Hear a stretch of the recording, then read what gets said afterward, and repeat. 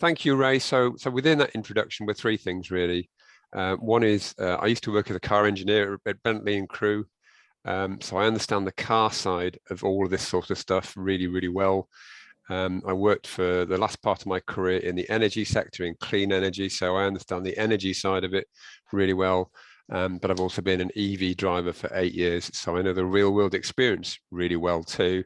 So this is a mix of facts, personal experiences, and particularly within all of this, trying to demyth what is a part of the technology development and a part of our world that we're seeing more and more of now that is absolutely riddled with myths and rumors and misperceptions.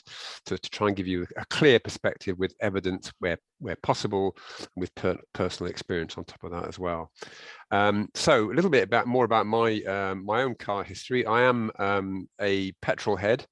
I certainly was at Rolls-Royce Bentley. I've certainly improved a lot since then, and I'm now the proud owner of an electric car. This is my first EV, which was one of the first generation of Nissan Leafs with a 24 kilowatt hour battery, which at the time was a pretty big battery. I had it for about 4.5 years or so, and it had a realistic range of about 60 to 90 miles. 60 would be sort of winter worst case, 90 would be summer reasonable case, sometimes a bit more. I did actually do 100 miles in it once, and we had that for quite a long time. We went all the way to Scotland in it, did some other longer trips as well, but you had to plan them pretty well in those days. But it got me the bug and got us into the electric driving experience. And there's still loads of these on the market now. And despite the limited range, they hold their value really well, because for many people, it's a fantastically useful vehicle and still a wonderful vehicle with still a reasonably useful range for local running. But that was my first experience. And then nearly 3 years ago, we bought the facelifted version. So I've got an 18 plate car, which I bought secondhand, and that's got a 40 kilowatt hour battery, which at the time felt like a huge battery.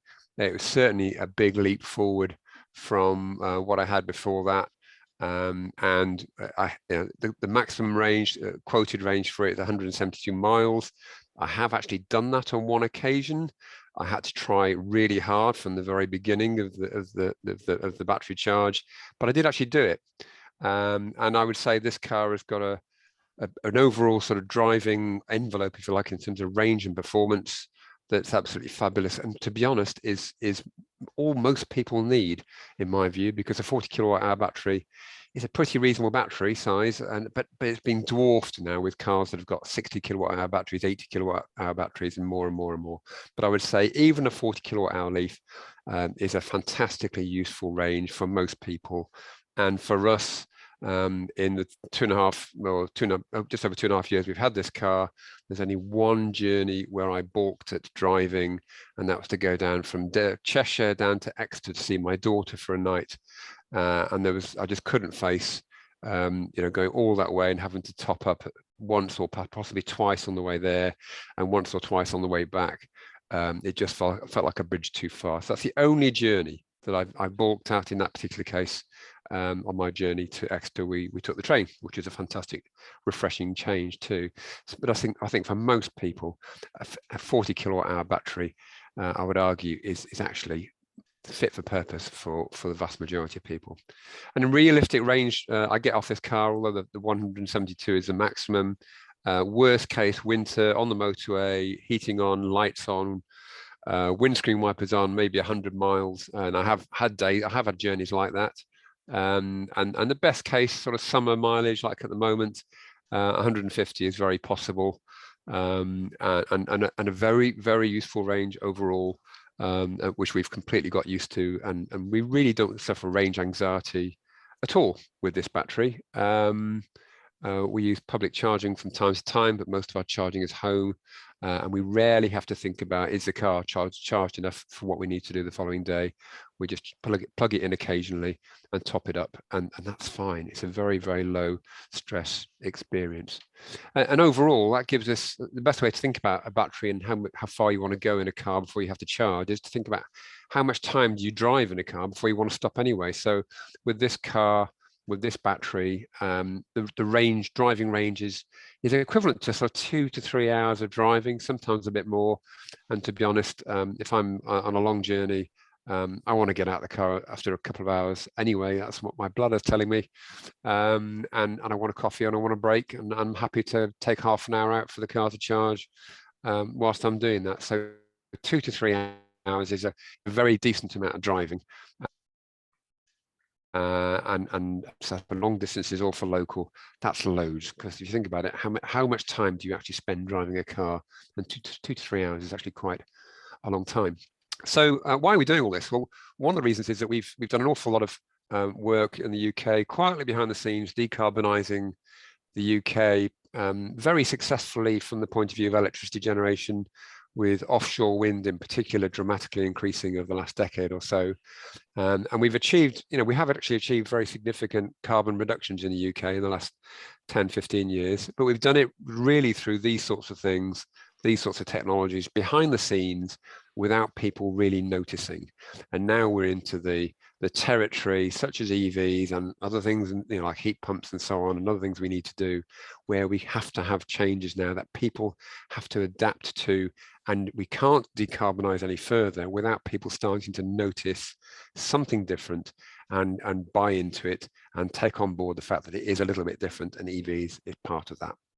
So the reason we're doing this is transport and car emissions are a big contributor to our carbon footprint for the UK. So taking these pie charts in turn, the blue area there on the right on each pie, transport is 27% of the UK's carbon emissions. Road transport is the vast majority of that, and passenger cars is in turn the significant proportion of that, with 62% of emissions on the road from passenger vehicles or vans that are derived from passenger cars. And if you work the maths out, that works out at 15.2% of UK carbon emissions. So cars, the stuff that we all drive, is actually quite a big contributor to carbon emissions, and it's actually pretty low-hanging fruit in terms of addressing it. The solutions are there and becoming much more available and much more diverse, and I'll talk about that shortly. The technology is fantastic, and it's only going to get better, and it's something that is now affordable, and we can do something about this. So we and other countries are embracing this to address this big chunk of our carbon emissions. It's next in the list of the things that's easiest to do. A little bit about technology, just for those that aren't particularly car orientated. I just want to explain some jargon here. This is the only really car jargon type slide. So apologies for some of the Americanisms in it. So just to explain the difference between hybrid and plug-in hybrid and all these other variants of electric vehicles and electrification. Hybrid vehicles have been around for over 20 years. The original one was something you may have heard of called the Toyota Prius or Prius, which is essentially a conventional car, but it also has a small battery tucked away somewhere underneath and a small electric motor that is integrated into the engine drivetrain assembly, which takes the car, takes over from the car in terms of its propulsion at slow speeds and for short distances. So city driving, stop-start driving, it's absolutely brilliant for. It's really good for air quality as a result of that, and overall the efficiency is very good. But they have very limited electric range or speed. The original Priuses were literally 2 or 3 miles, I think, on electric power, but they've gradually got the bigger and bigger batteries, and the speed at which they can go on electric propulsion only has got bigger and bigger.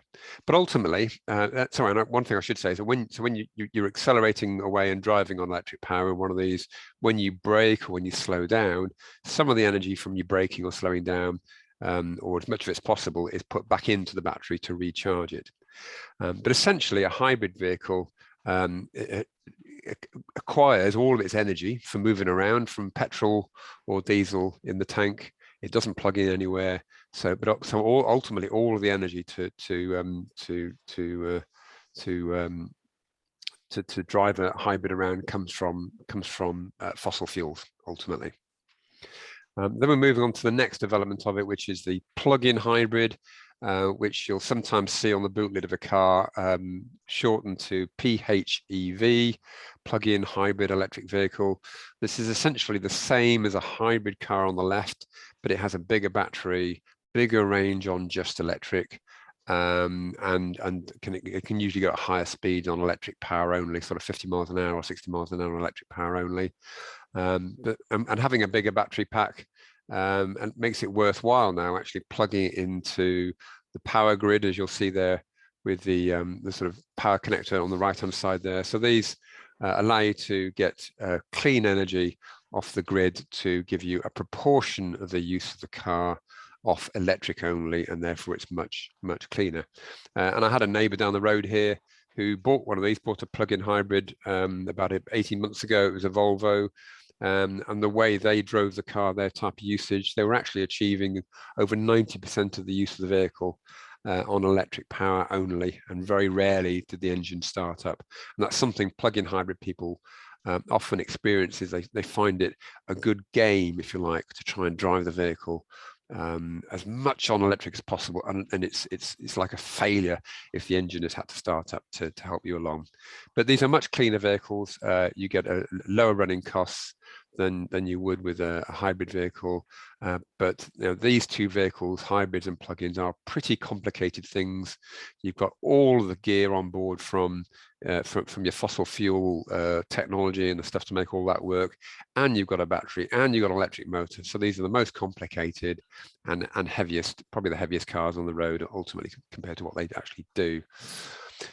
Then you've got the ultimate big leap is the pure battery electric, as it's sometimes called, or BEV, battery electric vehicle, which is a simpler concept, obviously, to understand, where a large battery underneath the vehicle, and under the bonnet, it is really just an electric motor, and it is a big electric motor, because it has to do everything you want to do with it. It's got to get you from 0 to 60 in 10 seconds, and it's got to get you to sort of 70 miles an hour or more in comfort and reliably and quietly too. So it's simpler technology in many respects, but obviously you are solely dependent on plugging in to get your power.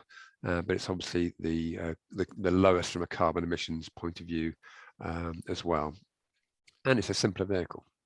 And the reason I'm going through all this as well is there's one other bit of terminology which you will see sometimes in different ways in the media that they report on this particular area. The two on the right there are collectively known as plug-in vehicles because they plug in. So a plug-in vehicle can be either a plug-in hybrid, or it can be a pure battery electric. So how will you know if you're on the road and you're driving along, or you're on the pavement, how will you know if you see a battery electric vehicle? One of the clues that has been helpful, I think, that was introduced last March of 2021, was if you have a pure electric vehicle, you can have, if you so choose, a green stripe on the left-hand side of the number plate. And the reason for this is because there are some vehicles out there where there is a pure battery electric version, there's a plug-in hybrid version, there's a hybrid version, there might even be a conventional fossil fuel engine version, and you've got no way of knowing from the outside as a bystander, particularly if you don't know much about cars, what is really which ones are the real pure electric vehicles. And this green stripe was something that was introduced, let's say, last March. It's not mandatory for EV owners to have it. Most do, I would say. I've now got one at last. I put one on mine just the other day, but it's a great way just to flag to the public as you're driving around. You will see more and more and more of these, and I'm seeing more and more green stripe number plates now. I see them every day, usually several, even on short journeys. So they are increasingly visible as a way of indicating to the general public that EVs are becoming more and more common. So where are EVs in terms of sales as part of the share of the sort of car, the new car market? So this is the proportion of vehicle sales for different types of powertrain, different types of propulsion over the last 2.5 years. So going back to July 19, petrol was clearly dominant with about 40% of the market. Diesel was very strong. You'll see there, diesel was sort of 35% of the new car sales, and electric at the very bottom there in the dark green was pretty small, just 3 or 4% of the market. But over the last 2.5 years, you'll see the green, the two greens of the battery and the plug-in hybrid have really started to become very dominant in the sales for new car vehicles.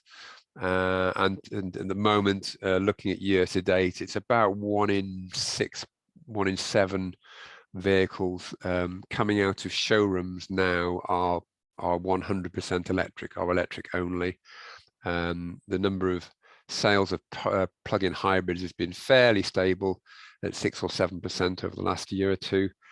So there is a role for plug-in hybrids. People still want them as a transition vehicle and as a way of dipping their toe in the water with a plug-in or a battery vehicle. But pure battery electric vehicles are now very firmly in the forecourts and in the sales rooms now. And actually, the manufacturers can't keep up with demand. If they could, these figures will be a lot higher. So cumulatively, number of vehicles on the road of the two types, the plug-in hybrid and the battery electric vehicle. Overall, it's about 50-50 between the two in terms of the number of cars on the road. So it's almost 800,000 vehicles that are plug-in on the roads of the UK at the moment. As a proportion of the total number of cars out there, it's quite small. There are about 28 million cars on the UK roads of many ages, of course, lurking around out there. So it's still less than 3% or so of the total car park of vehicles.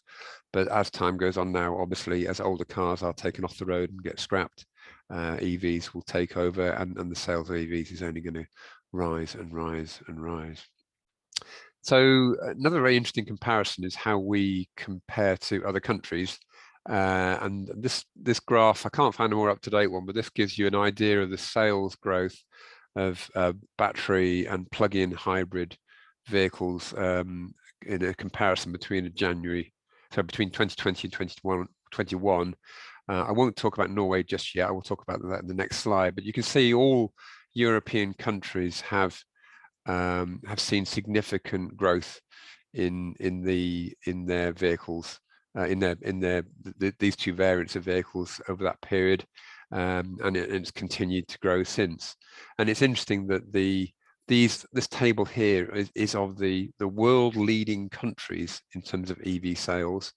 The one exception that should be there that isn't, that would be better, a fuller comparison, would be China. China is about the same as Britain in terms of sales proportion as a proportion of the market. But so it is the revolution in EVs is really the point here is that it is a European-led thing. Europe and China are the two zones really where EVs are really taking off. The USA is right down there, right at the bottom of the scale. It's off the scale at the bottom. Japan has got very low sales. Australia, South Korea, any other developing or well-developed or fully developed nation that you don't say on here is doing really poorly. So it's really a Europe and China thing that's driving this surge in success, really. So let's have a look at Norway. I mentioned Norway. So certainly Norway looks crazy on this chart compared to the other countries on here, and it really is the poster child of the whole sector. So Norway, going back 2 and a bit years ago, was doing really well. More than 50% of its cars were plug-in or battery. These colours are exactly the same as the ones I showed you for the UK earlier on. So even 2.5-3 years ago, plug-ins and electrics were a huge proportion of sales in Norway. But just look at it now, where petrol and diesel are now, I think in total it's about 7 or 8% of sales at the most. So the forecast is that this year in Norway we'll see the death of conventional petrol and diesel only vehicles, and that by the end of this year onwards, the only vehicles really that anyone will be buying in Norway will be some hybrids, but the rest of them will be plug-in hybrid or battery electric. So it's an astonishing success story, and this is worth putting against the context of some significant geographical challenges with Norway in terms of huge distances. It's a massive country, and also its climate is much colder than ours. So the challenges in terms of battery technology working in cold temperatures and keeping people warm in cars and the effect it will have on the range of the vehicles is not insignificant. So despite all of that, Norwegians have completely embraced electric vehicles and plug-ins as well. And they have had lots of incentives for them to buy these things, but they don't care about those incentives anymore, in that they will buy them anyway. They prefer them. They think that they see that they're much cheaper to run. They prefer to drive them, and they see them as the natural choice anyway in Norway. That is the societal outlook to this. They do not want to go back, despite all of the levers they've had to try and get them into EVs. They absolutely love them. So some real world experiences for you. So this is a different take on it all. So I used to work in what was Rolls-Royce and is now Bentley and Crewe. So I used to drive these cars. I was very lucky as an engineer to be able to drive them. And I have to say, even a humble, I use that word very cautiously, really, because it's a fantastic car. Even a humble Nissan Leaf, which I think is an amazing car, is really as smooth and quiet to drive as the sorts of cars I used to drive when I was an engineer some moons ago now.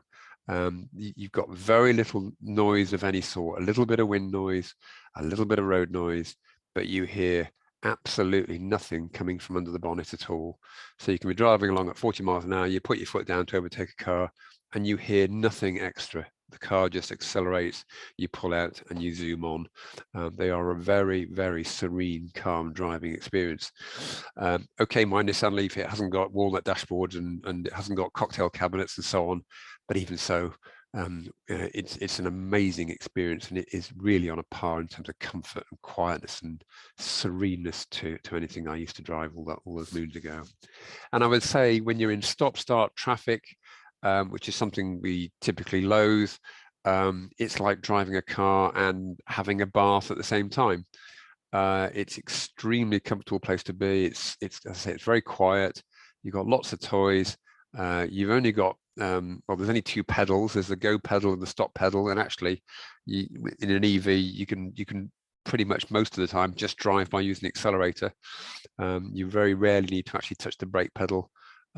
It's a very, very calm driving experience, and I would say I have definitely slowed down how I drive since I've had an EV, and I'm not the only person to make that observation. I've spoken to many other EV drivers who have also slowed down.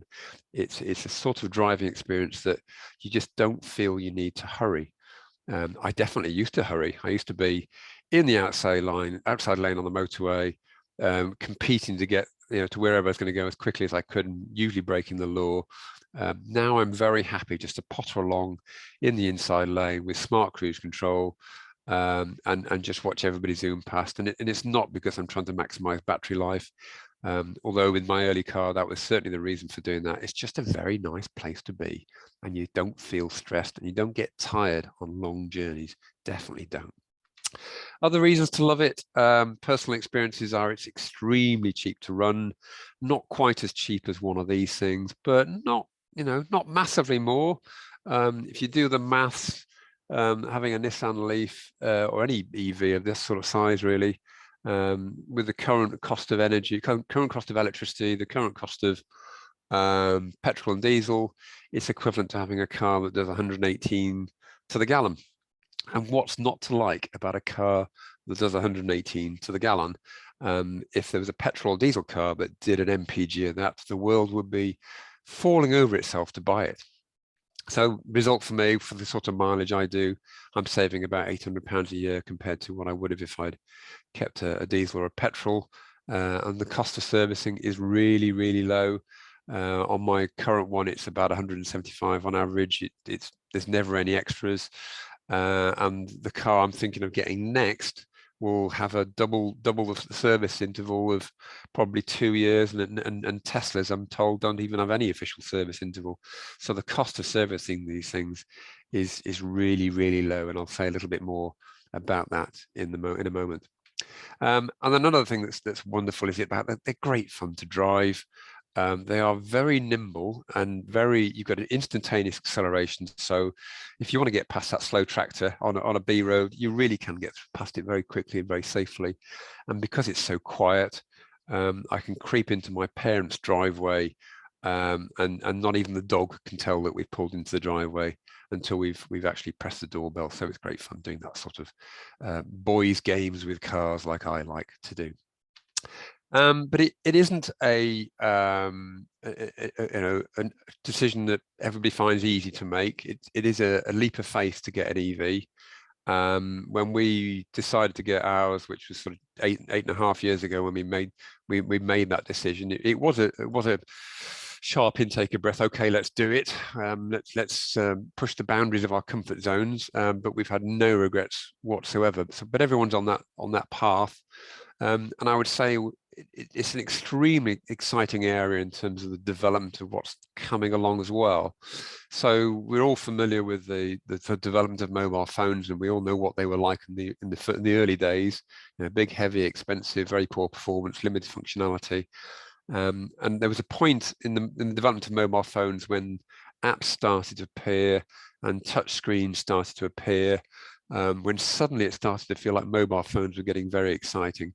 And I think actually that's where we are now. In fact, I think we're past that now in the electric vehicle domain. There's been an explosion of development of the technology. The costs have come down. The range has gone up dramatically. And the number of vehicles on the market now is getting is quite significant. There is lots and lots of choice. So I think that's genuinely where we're at now in terms of the sort of comparison of the timeline of EVs compared to this sort of perspective of mobile phone development. And when I say the technology is developing all the time, battery technology is seeing a huge amount of investment around the world, particularly the Far East, where a lot of the manufacturing is taking place in certainly in Japan and South Korea, and China, where a lot of the development of the core technology is coming from. So there are tens of thousands of patents a year going into battery development specifically for electric vehicles, all aimed at reducing cost, improving range, improving charging time, reducing weight, reducing dependence on rare earth metals, whatever it may be, and reducing the size of them as well. So and improving their durability. So there are many things. There's a huge amount of effort that's been going into the development and patents as a result of that. And here's another reflection of that here with the number of academic publications on battery technology, which shows the growth in it in the last 10 years alone has been significant. And if you think back to my car, my Nissan Leaf was engineered about 12-13 years ago. The base vehicle was battery technology. And so where we are now with the technology has moved on significantly since I bought my first one, and it's only going to get better and better and better and better as time goes on, because all of this work will translate through to benefits for you and I, and the environment as well in the years to come. So it is not standing still at all. And I'm not, when I say all that, I'm not saying it from the point of view of Nissan Leaf technology is poor. It's just it's brilliant. It's a fantastic car, my car, but it's just going to get even better in the years ahead. Though there are some non-obvious benefits, and until you have an EV or you really get serious about looking one, you may not realize what these are. First one is that you can plug it into a 3-pin plug anywhere you go. You get a cable which is dedicated to be able to do this. So if you go and visit a relative who hasn't got an EV charging point, you can take your cable out of the car, you can plug it into the wall, and you can charge overnight. It's very slow, but you can do it. It's called a granny lead, and that's what I do. That's how I charge at home. Actually, I have got a proper EV charging point, but we decided to sort of change the way we park the cars in the drive. So I actually charge off this cable to my 3-pin plug in the garage, and it's very slow, but it works absolutely fine. It tops it up enough overnight, every 2 or 3 nights, to give me all I need, and I've still got my proper charger if I want to squirt in at a higher rate for the odd occasion, which is actually quite rare. So that you can always, there's always this ability to plug in somewhere in an emergency. And a great example of this, where I have used this out and about, is I've got an aunt who lives over near Mahuntless, and there isn't Wales isn't particularly well served for EV charging. Certainly wasn't when I was over there last, about 18 months, 2 years ago. So I took the lead, and when I stayed with my aunt for the night, I'll plug it in there for 3 or 4 hours, and that got me enough to get me home. The odd time I've done that, and that's been perfect. So you've always got that ability. Then you can talk to your car. You can see what its battery state is from inside the house. You can tell it to start charging. You can change the timing for charging if you've got it on a timer to suit an EV tariff. And best of all, this is the best perk of all, on a winter's day when your car is sat in the driveway all frozen up, you can turn the heating on and defrost the car very, very quickly from the house. You haven't got to go and open the car and unlock it and start the engine and worry that someone might steal it. You can just remotely do so with your mobile phone. And the other benefit of an EV is that the heating is electric, so it's warm really, really quickly. So whether you're doing this and defrosting it in the drive, or you're just getting in the car on a cold day, you have warm air coming out of the fascia vents in 30 seconds or less, I would say. And I did measure the temperature once. It was about 30 degrees coming out of the defrost vents after about a minute after I'd started or turned the car on. And there's no way a petrol or a diesel car can compete with that, unless it's a luxury car that's got a preheat system that's an expensive extra. The vast majority of cars would get nowhere near that. So you get warm air out of the floor vents and out of your fascia vents, wherever you want, very, very quickly. So it's a wonderful perk to have. And then the other thing you can do is a sort of flip side to this is in summer, you can turn the air conditioning on from your phone as well. So if you've got the car sat there in the sun outside your house, and on a hot day and you know the car's going to be baking, you can chill it down before you get into it as well, without actually using a lot of battery power at all. And then the other benefit that you get that I had no idea of really until I'd owned a Leaf for a while, is that because most of the deceleration energy from slowing down or braking goes back into the battery, the brakes, and in particular the front brakes, don't actually do anything. They are hardly used. Only if you're braking quite harshly does it use them, really, or when the battery's full, which is only occasionally in my case. So actually the front brakes last the life of the vehicle. My first car had done 70,000 miles from new, and the brake pads had miles left on them, and the front brake discs were barely looking worn at all. And because of all that, you don't get the sort of black dust on your alloy wheels that can obviously eat into the alloys as well. So brakes and brake wear is a thing of the past with EVs, with normal driving anyway. And I mentioned servicing costs were very, very efficient earlier on. Really, there is very little that ever gets replaced. Bottom left there, your brake fluid. Every car has to have new brake fluid every 2, 3, 4 years, depending on what fluid it's already got. It has to be renewed. That's standard for the automotive sector. You've got windscreen wipers, you've got a pollen filter there in the middle for your heating and your air conditioning, and tires, of course, wear out. And really, that is it. There are no other fluids. There's no, apart from washer fluid, there's no greases, there's no oil, there's no gearbox oil to change. There's no oil filter to change, axle filters, nothing at all. Axle oils, nothing at all. This is basically it. So it has a very low impact on the environment from the point of view of what it consumes, and of course that keeps the cost down too. So really, when I take my car in for a service, really all they're doing is safety checks, and it's to some degree it's a little bit annoying that I'm paying £175 and they're not actually changing anything, but that's how it is.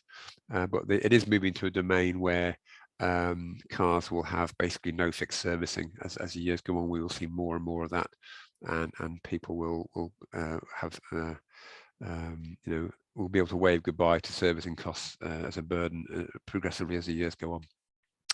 There are some perceived frustrations, and I use the word perceived very cleverly, very carefully here. Some perceived frustrations with having an EV.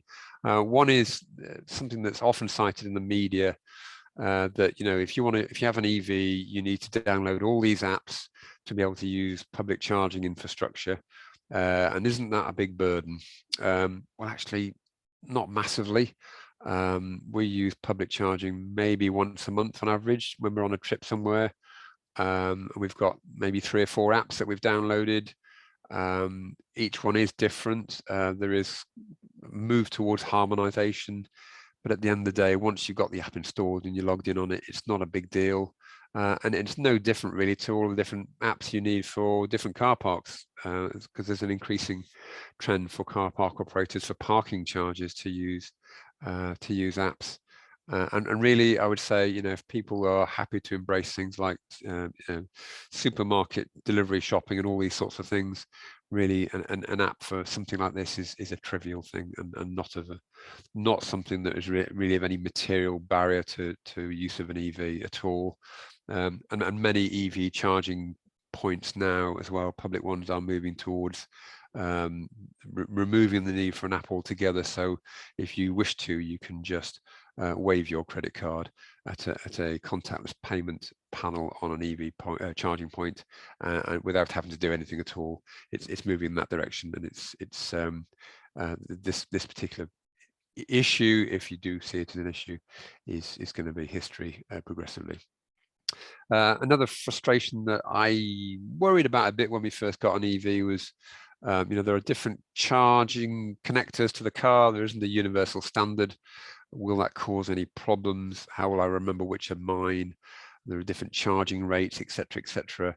Really, once you know what your car is, you get used to recognizing your connector. Apart from Tesla chargers, which are a unique network at the moment only for Tesla users, the rest of the charging network has dual connectors on all the EV charging points. So you can use any charging point, and there'll always be a way of connecting to it. So it's not like there are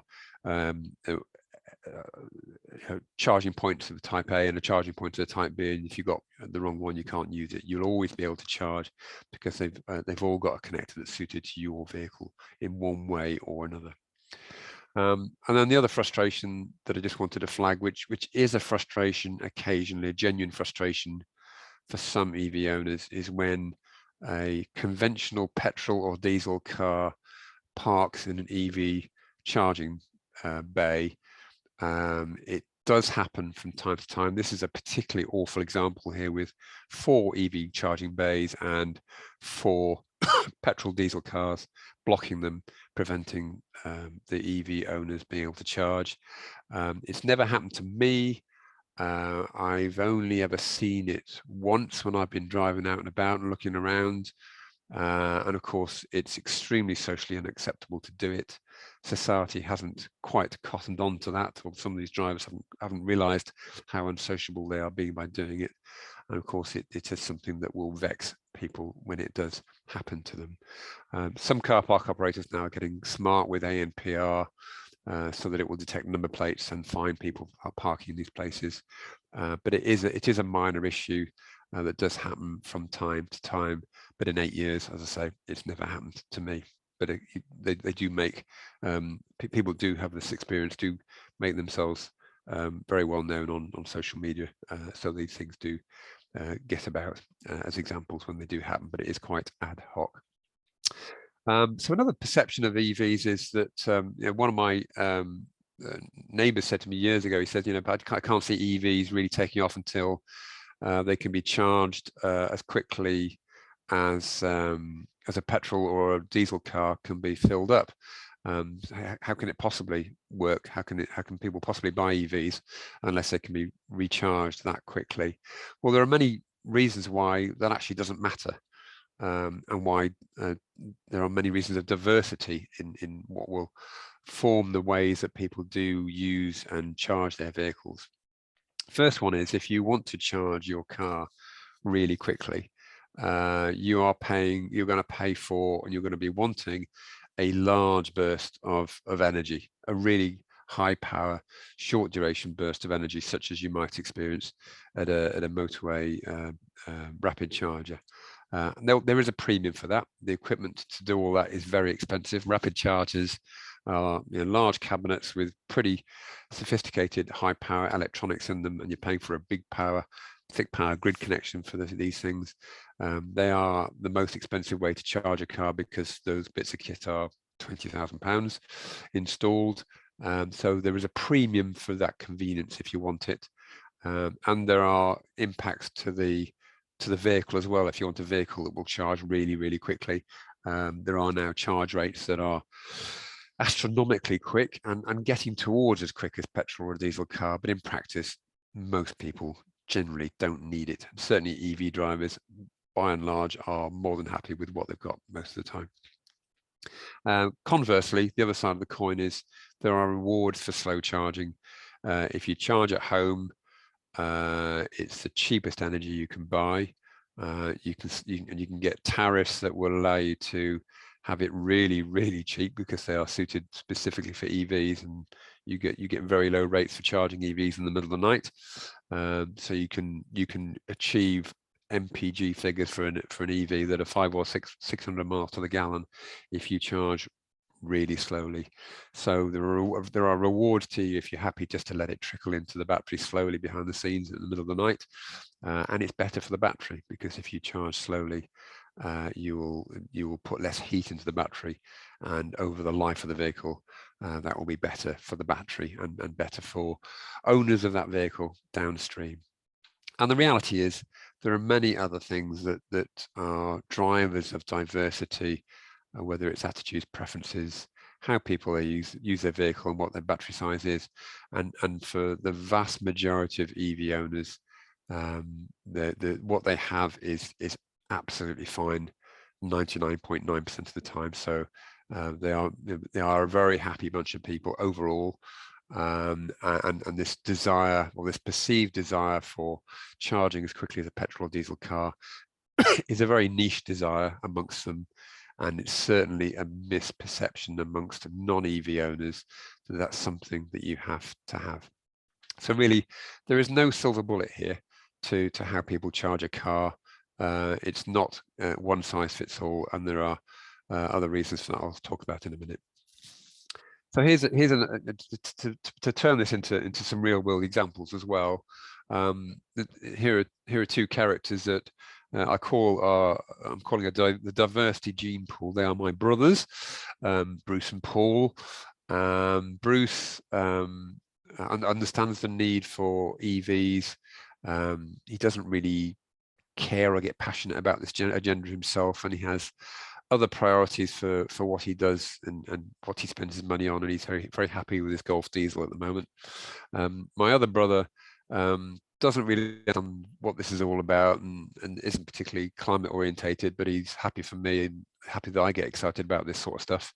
But he's also pretty mean. So the reason I'm showing you these two characters is to sort of illustrate how they might charge their own car if they were to get one.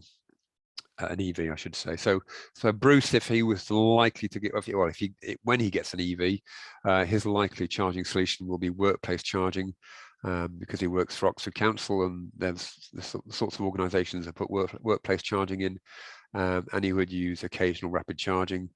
And my other brother Paul would probably go for slow smart charging at home to maximize the value from his solar panels. That's just how he would work. And it's horses for courses is my point. And this as I say, there's no one size fits all solution for this. And that's actually really good, because we want all of us, for the sake of UK PLC, we want diversity of EV charging. We don't ever want everyone all charging in the same way at the same time of day, because from the power grid point of view, diversity is king.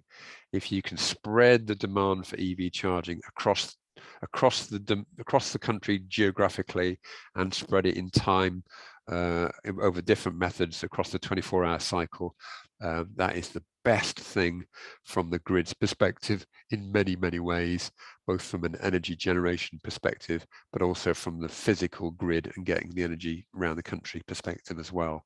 And the reason that's important is because if you make it, if you put if we were to have a one-size-fits-all energy charging solution for EVs, then it would mean more investment in power grid stuff, which would ultimately reflect in higher bills for all of us as well behind the scenes to pay for it. So diversity of EV charging is king, and that's certainly borne out by the practice of what people say, and surveys have shown are their charging preferences. So most people would, when they've been surveyed, would like to be able to charge at home if they can, and 2/3 of homes in the UK have got off-street parking and could do so. So that's 2/3 got their own petrol pump in their own driveway effectively. Another strong preference for people to be able to charge is at their workplace. I know of a trading unit just like this actually in Northwich. It's got an EV charging point for its employees, I should say, and for people to charge at work. They're there for 8 or 9 hours. That's more than enough to get a week's worth of charge into a car for most people. So workplace charging is highly attractive. Another one that people have said is very attractive is what they call destination charging. So it's charging at a supermarket car parks, shopping malls, cinema car parks, anywhere where there's a car park for an hour, 2 hours, 3 hours is actually enough to get a really useful amount of energy into a battery, an opportunity charge. And we're seeing more and more of those sorts of locations popping up with EV charging now. And it's a good fit with lifestyle and the needs of charging the car as well. And then the last one is the essential, of course, deployment and availability of rapid chargers at motorway services and major trunk roads. And the motorway service network in the UK now has got chargers at every one, and the number of them is growing, and the number of them is currently enough in my view too. So there's always that ability to charge on long distances as top-up charging for people who want to do long distances in EVs.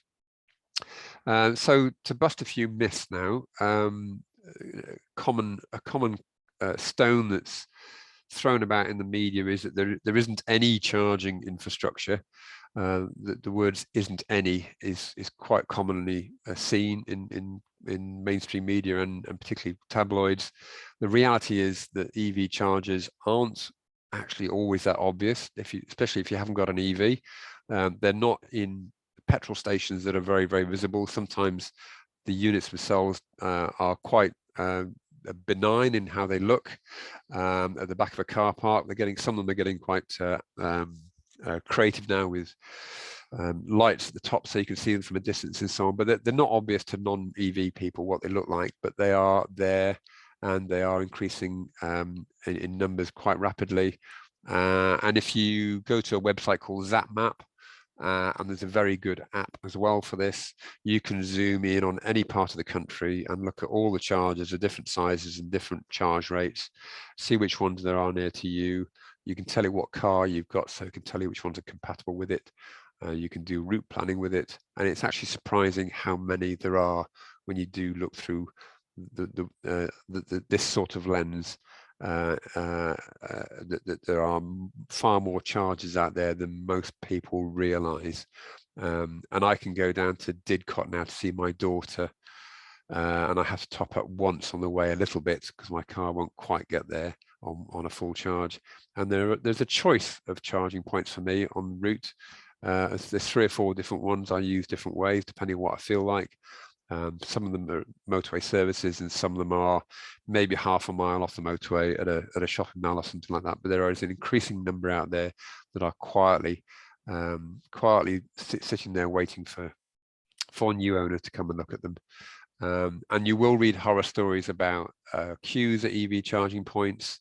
You'll read horror stories about EV charging points that are never working.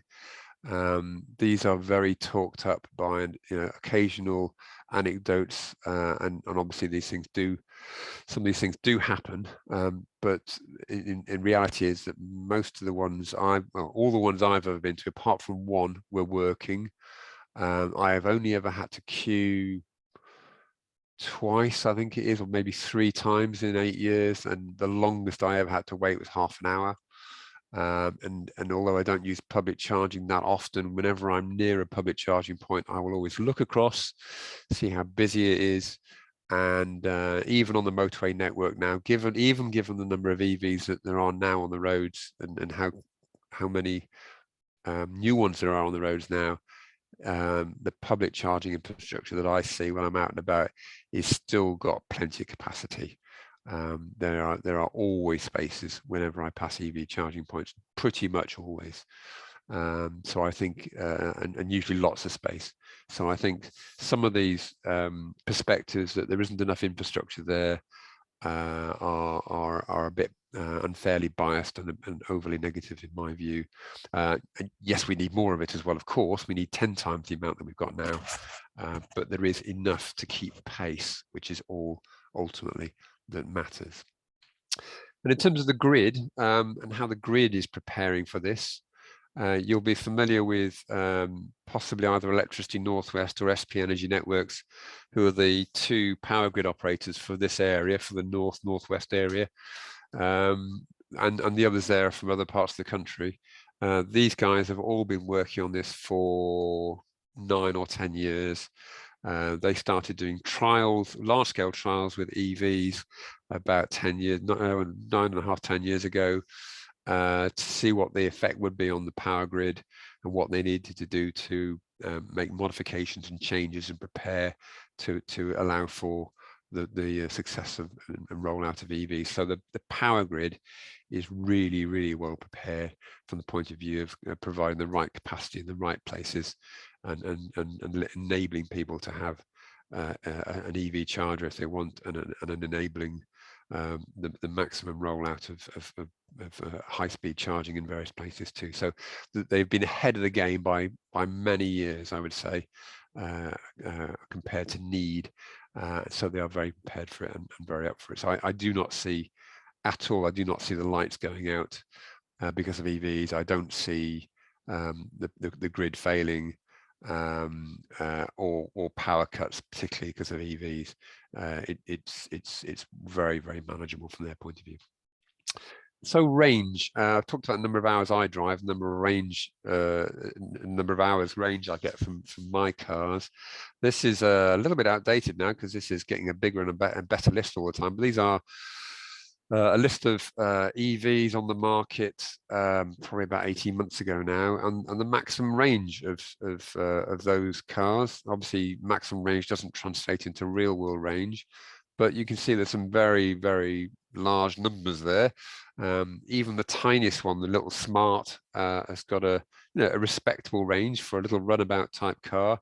But the average miles a UK car drives is actually about 22 miles. So it's about, what, half an hour a day tops driving time. So there's a big disconnect really between the number of miles people think they need an EV to be able to do and the number of miles they actually drive. And I look around my neighbors, my friends, my family, and I look at the cars that are sat in drives, know what their lifestyles are like, know where they typically go, what they do for holidays. And I would say there are very, very few that actually would have a problem with a mid-size EV that'll do 150 miles. Most of the cars around here that I see and I know of do very, very little. And a mid-size EV would be absolutely fine for the vast majority of people. Another myth that is often stirred really behind the scenes by the fossil fuel lobby in America, in particular, invested interests like that. Then another myth is that EVs aren't really that green because it requires fossil fuel energy sources to provide the electricity to charge them up. It's a very cruel diagram, this, and it's actually not true at all, particularly in this part of the world, in Europe and particularly in the UK. So this is a very well-researched and evidenced study that was done comparing the carbon emissions over a lifetime for a fossil fuel car in the UK. The average UK car in 2019 was producing carbon both in how, when the vehicle was made, carbon produced in actually extraction and processing of the oil to turn it into fuel, and then burning the fuel. If you compare that to a Nissan Leaf of my battery size, 40 kilowatt hour, even in 2010 with the energy generation mix we had in the UK then, the carbon emissions from electricity production added to the carbon emissions from battery manufacturer and the base vehicle manufacturer, over the lifetime of that vehicle, a car made in 2010 would still have been around about half of the carbon emissions from a conventional average UK car. But what's happened over the last few years, and will happen further and further into the future as well, is that as we increase the amount of offshore wind, as we increase the amount of solar PV, as we reduce our coal down to zero, and ultimately when we get more nuclear on board as well, the grid decarbonisation in the UK is going to get less and less. So the lifetime emissions of in this particular comparison are now already about a third of owning a conventional average UK car, and will get continually lower and lower. And if you did this comparison even in Poland, where there's a lot of dependency on coal for generating electricity, it's still definitely a lot better to have an EV from a carbon point of view than it is to have a conventional fossil fuel car. Another myth that one of the lead myths really of EVs is vehicle cost, and that they are very expensive to buy. And there was a very unhelpful comment by Edmund King, who's the chairman of the RAC, was it the AA, a while ago in the media, about 18 months, 2 years ago, where he said, you know, EVs can cost as much as £10,000 more than a conventional car, which is a bit of a shame because he's actually pro EV, but he's actually incorrect on that one. And here are some very tangible examples of this. So I went on Auto Trader a few weeks ago, and I said, tell me what is the cheapest brand new Volkswagen Golf automatic. So automatic gearbox, because that's the closest comparison with an EV. What could I buy one for anywhere in the country? And Auto Trader came back with this. So this is a real world example for the cheapest Volkswagen Golf. There's only one that's slightly cheaper, which is the manual version. This is the cheapest automatic version, and it came in at that. And on that same day, I say, what is the cheapest Nissan Leaf 40 kilowatt hour battery car I can buy? And it was cheaper by £1,000 or so. And even if you went for a manual Golf, you're only talking of a few hundred below the cost of the Nissan Leaf. So really, on a showroom sticker, out the showroom price tag for a brand new car, you can have a fantastic EV called a Nissan Leaf for about £24,000.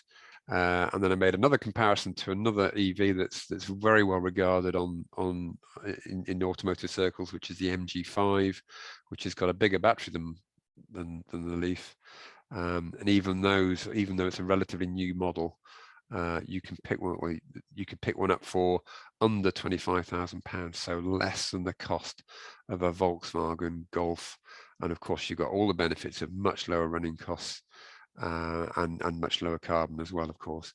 And these comparisons, if you look at cars that are year-old, 2-year-old, 3-year-old, 5 years old, for similar types of EVs compared to, you know, Nissan Leaf versus Volkswagen Golf, for example, you will find they're almost pound for pound the same cost at whatever age of vehicle, whether it's brand new or older. So the thing about new vehicles, new EVs being too expensive is nonsense. And of course, most people buy new cars. If you do buy a new car, most of them are bought on PCP or on finance these days. And by the time it's trickling down into the second-hand market, there is no difference at all. So why would you not have an EV? Another concern that does get raised about EVs is the use of minerals and rare earth metals in the battery manufacturer. As I mentioned earlier, there's a huge amount of research work to reduce the dependency on these, because they're expensive, but also they're often in the ground in distant countries like Peru and China and places, and South and Africa, I should say. And there are issues of getting enough mining capacity, but there are enough of these materials out there. That's one thing that's absolutely conclusive from studies that have been done. So these materials aren't in short supply. There are constraints on mining capacity for some of them. Some of them are in geopolitically difficult parts of the world, but nobody is saying there isn't enough of these materials. No government is saying it, and no car manufacturer is saying it. There is enough out there. There's enough lithium out there. There's enough cobalt out there, and all the other stuff. It's just about mining capacity in some cases. It's a real world perspective on this. The availability of these things won't be an issue for the success of this sector. If it was, there'd be a lot of people getting very worried about it and being very vocal about it within the industry, but there aren't. Another issue that is quite rightly flagged up is concerns about child and environmental exploitation. Because if you're dependent on a relatively rare, valuable commodity from Congo, for example, the ability to control and mitigate problems like this is challenging with any country that's in that sort of area. But one thing that is really strong is that the automotive sector is one that's very good at managing its supply chain. It wants transparency of its supply chain all the way back, and the automotive manufacturers are working really hard to be absolutely certain that whatever they're putting into their vehicles and whatever goes into the batteries is coming from a source that's as ethical and as responsible as possible. They are true professionals at doing that sort of stuff, and they really are on the case with trying to make sure that this does not happen. But I would also say that whatever commodities the West buys from any less developed nation, poor nation, whatever, however you describe it, whether it's oil or gold or diamonds, those sorts of things are, the supply chains for those are actually much more opaque than they are for the materials and so on for batteries for vehicles. So the supply chains for diamonds, for example, are notoriously bad for traceability of where the materials, where those gems come from. Gold is also very poor. There isn't anything like the professionalism of how those things are sourced and bought compared to what the automotive industry is doing. So this is just a natural byproduct of the West buying anything that's valuable from another less well-off nation. There are always risks, and I think the automotive profession is about one of the best you could possibly have for trying to ensure that this particular agenda isn't an issue, or is as minimally impactful as possible as an issue. Another concern sometimes raised is that battery degradation and the fear of what will happen as the car gets older, not helped by early commentators saying a lithium-ion battery in a mobile phone only lasts 3 years. If I charge my EV every day, it will only last 3 years, and I'll have a dead battery and I'll have a very expensive bill on my hands. The reality is now there's some fantastic evidence from studies that have been done, particularly this one in America, of 6,300 vehicles over 6.5 years, first 6.5 years of their use, showing the average decline in battery capacity over that period. So it's a very sizable number of vehicles in the study. It's over a good period of time, and it shows roughly about 2.5% reduction in battery capacity over the life of the vehicle. over this period so far. And I would say my own car, it's done 30,000 miles and it's 4 years old, just over 4 years old, and it's probably declined about 10%, I would say, something like that, which is about in line with what this graph here shows. And I should say also this was in mostly California cars, where it's a hotter environment, which is actually harsher for vehicle batteries. If they get very hot, their degradation is poorer. They get very hot. So the UK has got a great climate compared to some parts of America for this.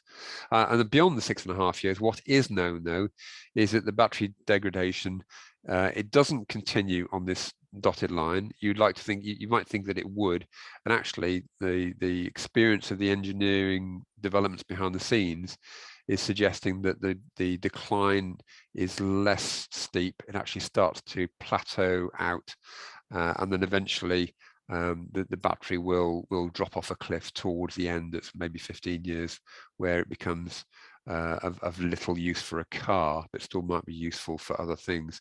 So this is, a reasonably realistic view for the average EV battery as to what its capacity will be through a 15-year life, which is a long time, in use, and very typical for a car in the UK, where the average life of a car is sort of 12 years or something before it's finally crushed. So battery life is surprised the manufacturers to some extent by how good it is, and it certainly matches the life of the vehicle in terms of being a useful bit of the hardware, and certainly isn't something that will need replacing particularly early in the cycle. And here's a great example of a battery in a Nissan Leaf taxi fleet in St Austell, one that got in the local news down there a little while ago. A battery that had done, or a car that had done 150,000 miles. That's an original battery. It had done 37,000 journeys, and it was being used on rapid charges in the morning and in the afternoon, so twice a day, which is about the harshest thing you can do to an EV battery, but it was still going strong. So very near the end now. Another sort of question that sometimes pops into people's minds is, what happens at the end of the life of the vehicle? You've got a big battery there that's a big piece of hardware, but in fact it's still got some very useful life.